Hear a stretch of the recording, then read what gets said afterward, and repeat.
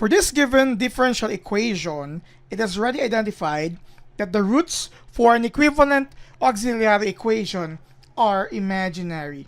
Hence, we are going to use the general solution for imaginary roots. But of course, we are to verify this first by following the certain process. Take note that the general solution for imaginary roots is different from those other three cases. We can start solving this differential equation by coming up with an equation involving differential operator d. We can write it in this manner: f of d y equal to 0. We used y because that would be our dependent variable. If it's not, then we use another variable for that. That would mean our given equation here can be rewritten as d squared minus 9 with a factor of y equal to 0. Plus 9. Now with this, we can now proceed with the auxiliary equation fm is equal to 0. Now, we simply need to substitute m for our d. Hence, we will get here a new equation, m squared plus 9 equal to 0. The next step here is to solve for the roots. And again, it is stated that the roots are imaginary. Now, there are a lot of ways to solve for the roots of this equation. But since this is a quadratic equation, we can use the quadratic formula. Or since b, or the b coefficient, is not around, we can simply use here the process of extracting square roots.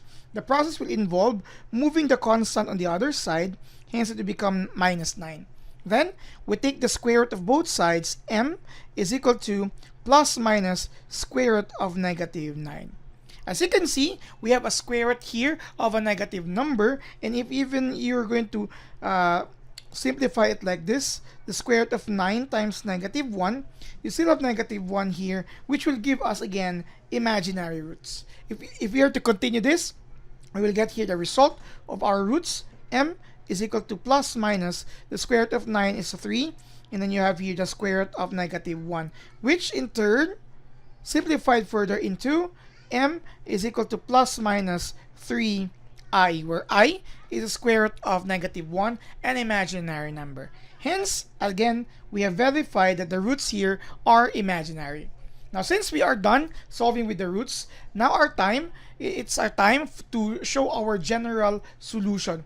The general solution for situations that involve imaginary roots follow this general form.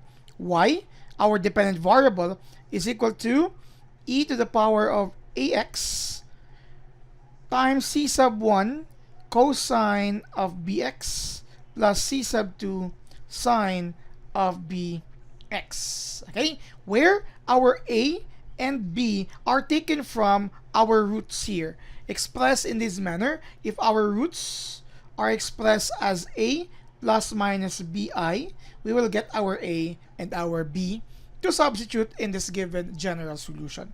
Since this is our result, that would mean our a is 0 because there's no constant here, and our b is 3.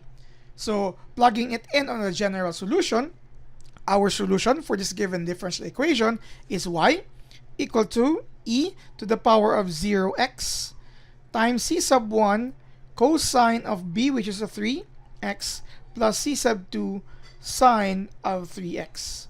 Finally, the simplified form, or the result for this, of course, is just equal to 1. Our solution is now c sub 1 cosine of 3x plus c sub 2 sine of 3x. This is the solution of the given differential equation. Again, we used here the specific general solution when we are sure that our roots are imaginary. Thank you very much for watching.